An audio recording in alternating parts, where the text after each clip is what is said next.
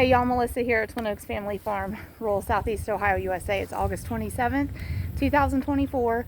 Just a quick walk from the meat bird barn to the egg production barn. You want to come along with me? We just finished up feed withdrawal for the meat birds, so that's why you see all these feeders sitting here. There's 15 of the metal ones, one up here of the plastic ones. We use these with our egg birds and decided to get the metal ones for our meat birds. So 422 Cornish Rock Cross meat chickens that were hatched July 24th, 2024, and going to the processor on August 28th, 2024, made them a 35-day. So I know you're running those numbers. Yep, you got that right. A 5-week production schedule. We are satisfied with size at finish. Would have liked to seen heavier appetite in this flock.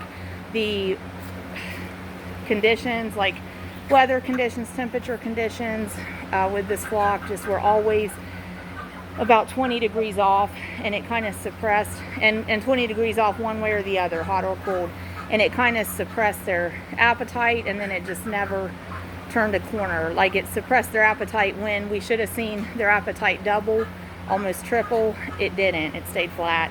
And so actually just here right at the end, we've seen a pickup in appetite, but it's kind of too little too late. But we are pleased with size that we got out of these birds for finish. I was trying to zoom in on some that are up, moving around.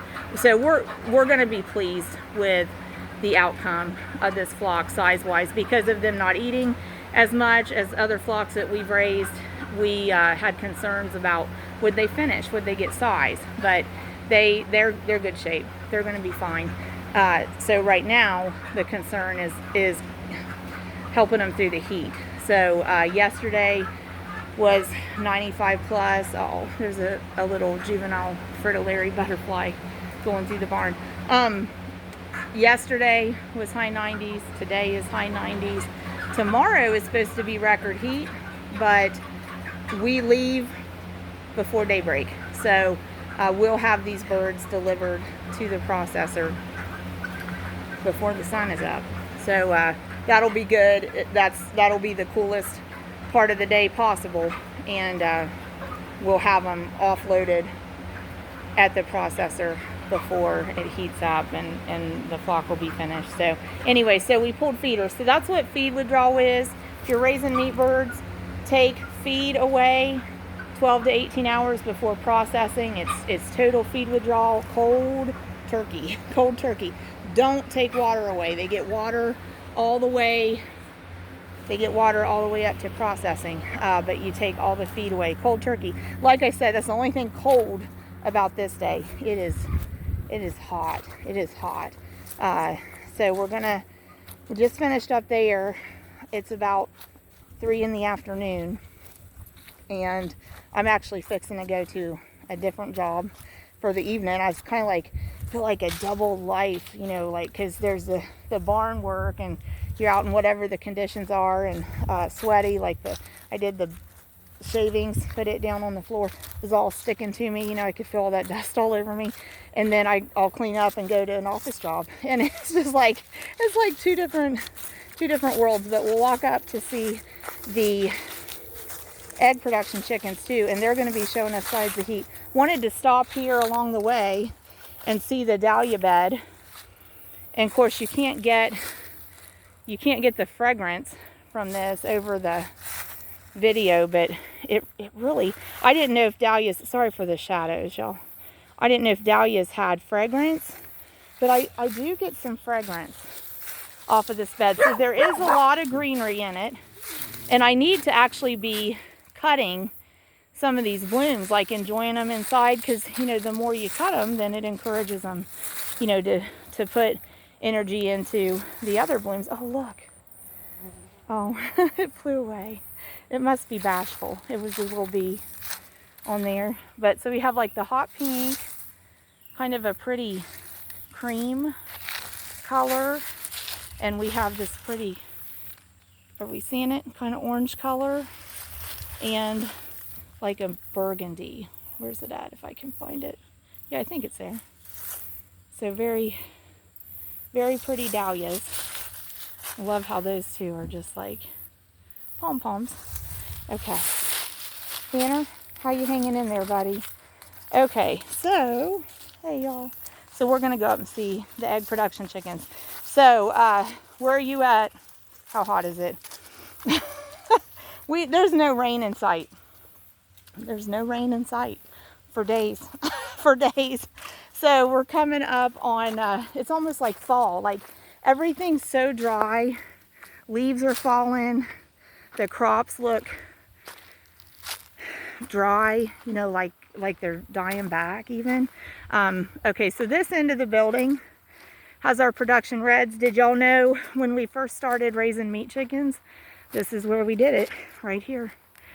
And we didn't always have that metal end set in to closing this in, and we had just more like something like this temporary guard that's out front here. But our first bunch of meat chickens was just like 25 chickens, and like the first couple days something killed a dozen plus of them. Hi girls. So that's when we put that metal inset on this end. And when this shed was originally built, this was a run-in of a lean-to shed for a horse, for an appendix quarter horse. So quarter horses that have significant thoroughbred in them but are still registerable as quarter horses. His name was Zippy, and he was a grandson of the quarter horse impressive.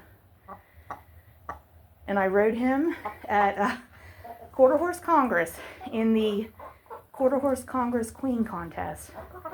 How about that? It was like a lifetime ago. And now I'm a little poultry farmer. So who knew?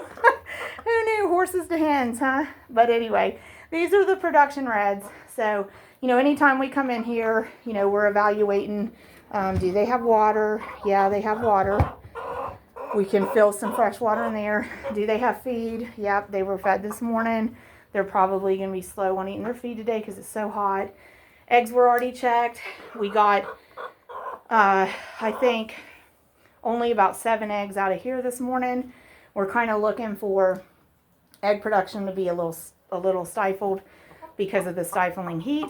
So there is, y'all may have already picked her out, there is one hen in here. I had an eye on her, now I don't. There's one in here that doesn't match the rest. It's none of these. These are all production reds. Well, if she turns up, I'll point her out to you. Now this girl may or may not be sitting on eggs. I'm not really sure. Okay, so I'll have to check that out. Oh, now girls. Now girls. Now girls. Here she is.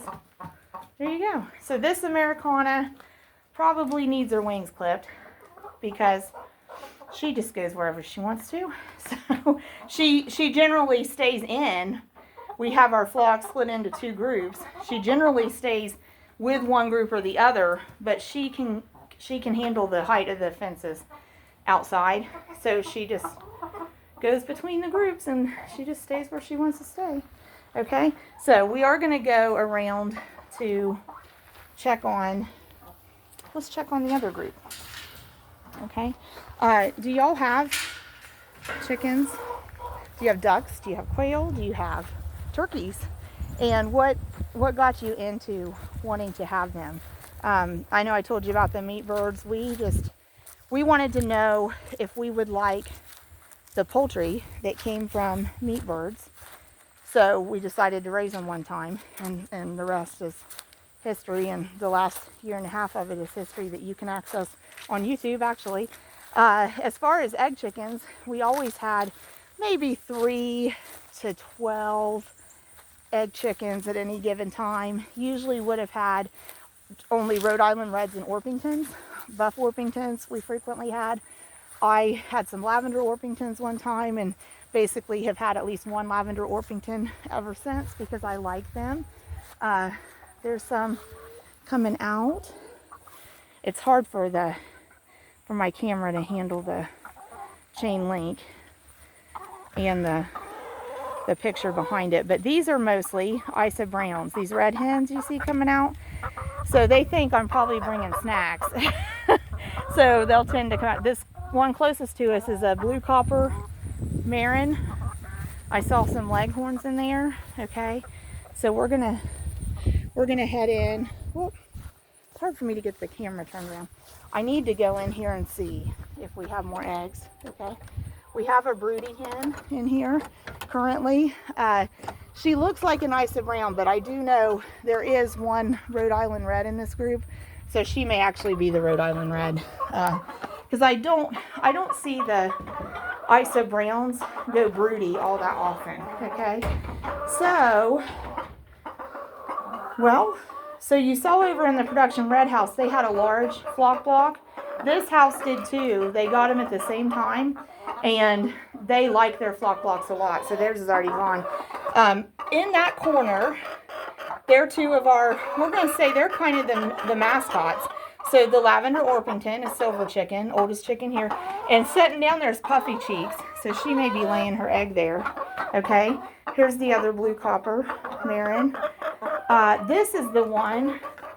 The one in the other pen that just goes wherever she wants, this is the one that matches her. We have two of them that are pretty much just alike.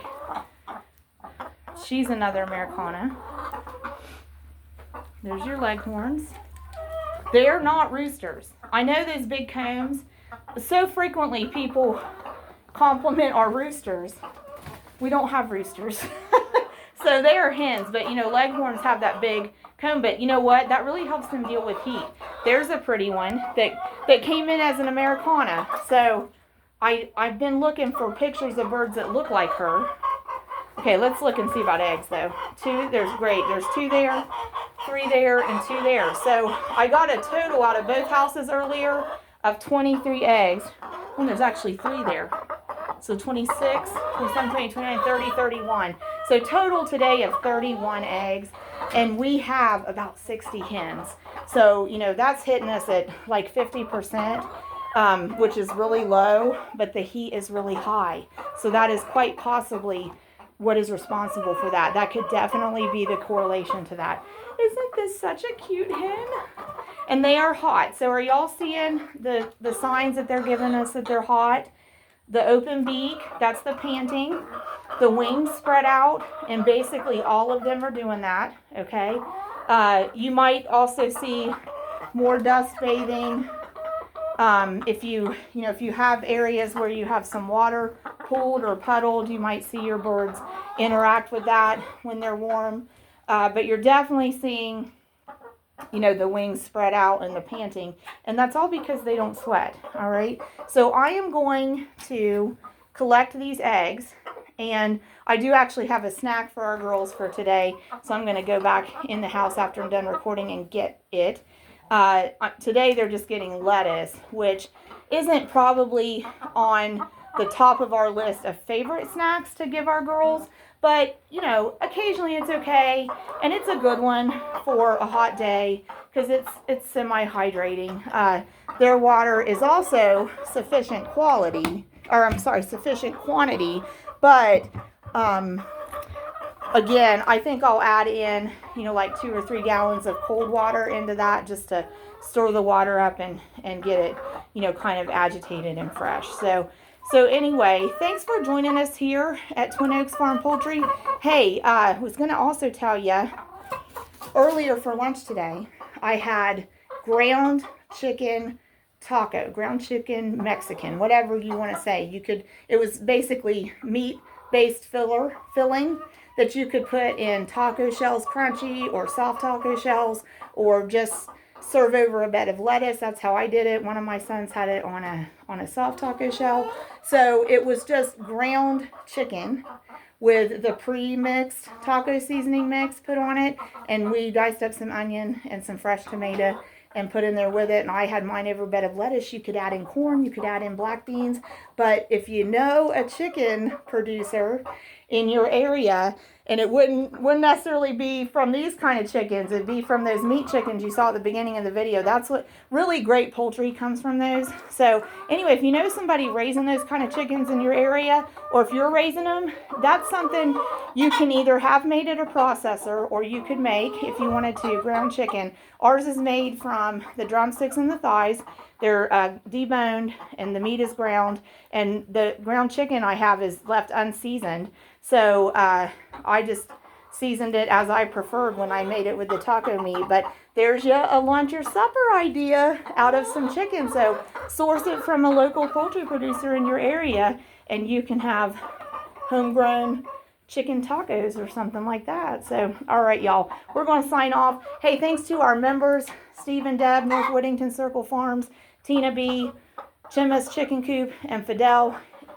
Thank you all for your memberships. Y'all are our inaugural members on our channel, Twin Oaks Farm Poultry, and we appreciate your support of our channel. Subscribers, thank you for your support. All of y'all, your time and effort watching the videos and commenting helps support our channel, and we really, really appreciate it. So, eat real food, heart local ag, and thanks for joining us on Twin Oaks Farm Poultry.